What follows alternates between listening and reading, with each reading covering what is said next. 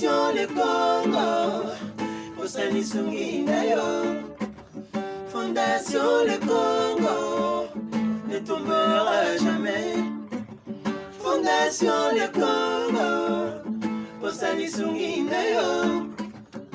Avec le bishop John Makiese. Glory to Jesus.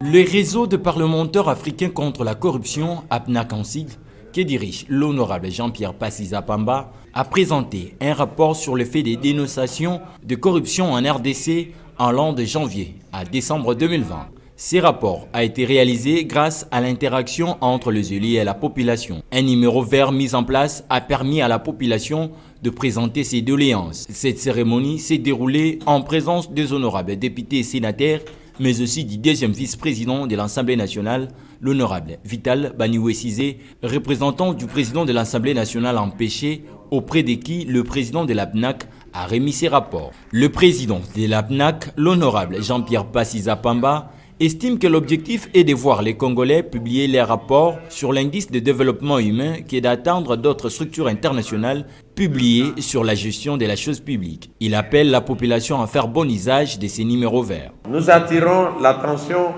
du peuple congolais de ne pas appeler pour le plaisir d'appeler, de ne pas non plus faire de fausses dénonciations. Nous les mettons sur la place publique, tout simplement pour permettre aux institutions spécialisées de se saisir de ces informations, de mener des démarches, de fouiner de manière approfondie pour que les récalcitrants soient soumis à la rigueur de la loi. Le deuxième vice-président de l'Assemblée nationale, l'honorable Vital Banioué-Cizé, a salué le travail de l'APNAC RDC qui vise à interpeller tous ceux qui ont la charge de la gestion de la chose publique. Une façon d'interpeller les dirigeants sur leur obligation de rendre compte. C'est de cette façon que nous allons aider Son Excellence le chef de l'État à matérialiser sa vision de la bonne gouvernance. Et signalons par ailleurs que ce premier rapport de la PNAC RDC sur la dénonciation des faits de corruption en RDC fait état de 177 cas répartis en 13 provinces plongées dans la corruption, la fraude douanière et de malversation financière pour ne citer que cela.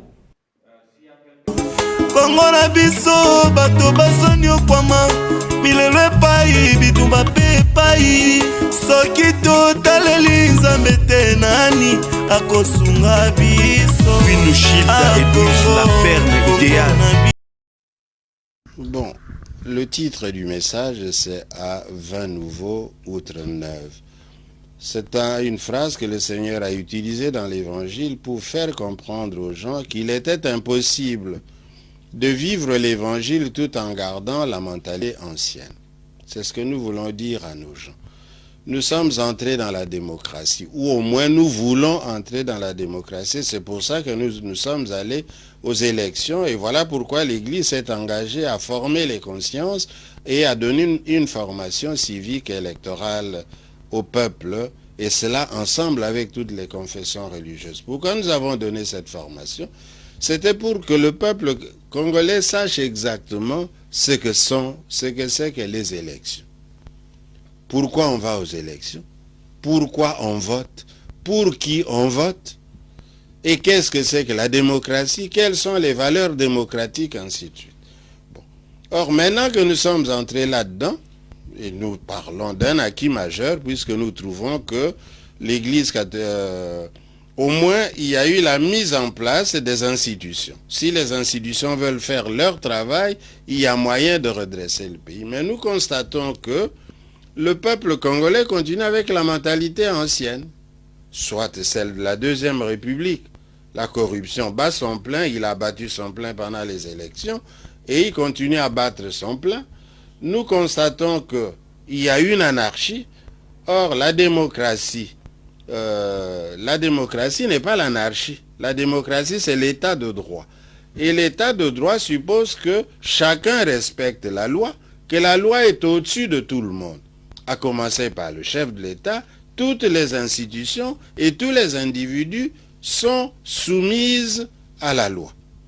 En d'autres termes, il est inacceptable que dans notre pays, on arrive à une exploitation sauvage des ressources minières et forestières, on arrive à une vie qui n'a guère cure de rendre la justice, on arrive à un ensemble d'antivaleurs dans la société.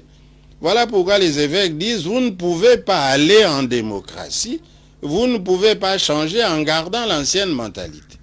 On ne peut pas non plus vouloir bâtir un pays si l'on ne travaille pas.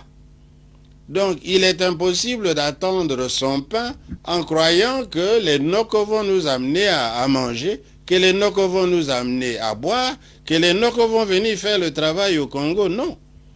Donc, c'est nous qui devons bâtir le pays et c'est à nous qu'il revient d'édifier ce Congo. On ne peut pas vouloir édifier un pays et créer tout le temps l'insécurité et en tuant les citoyens. On ne tue pas le peuple que l'on veut gouverner, on ne tue pas le peuple qui est censé être le bâtisseur de l'État que l'on gouverne.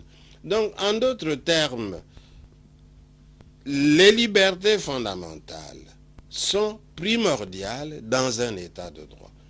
Et parmi les libertés fondamentales, la première, c'est la vie.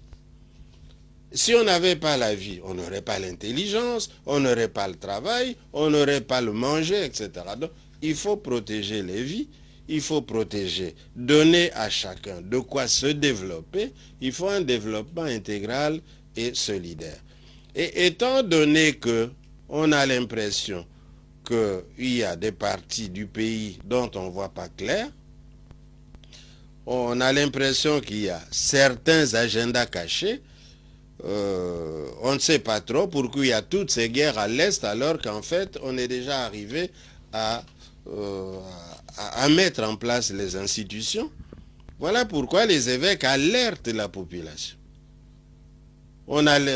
Quand on emporte toutes nos grumes à une allure vertigineuse qu'on n'a jamais connue avant, on dit arrêtez.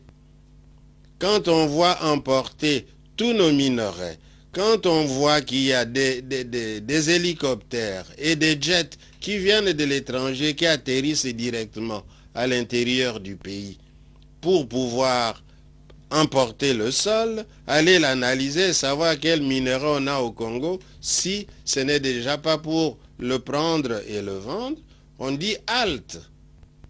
Et voilà pourquoi les évêques ont dit, la maison brûle, ne dormons pas.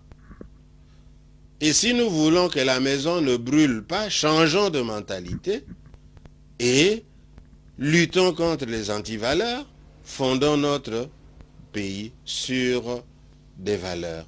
Et nous adressons aussi ces messages à la communauté internationale et aux investisseurs. Un point fort, c'est que les évêques demandent à tous les Congolais qui ont de l'argent d'investir dans le pays. Il n'est pas normal que les Congolais qui ont de l'argent gardent ces pays dans des banques européennes et que cet argent ne profite pas au pays, pendant que d'autres viennent faire de l'argent chez nous. Nous leur demandons de venir investir. Kongo na biso bato bazoni okwama milelo epai bitumba pe epai soki totaleli nzambe te nani akosunga biso tenons-nous la main dans la main congolais mpona mboka na yo bunda loba non Congo ekoka bona te. Docteur Lévi Walelo, le président Correr du pastoral.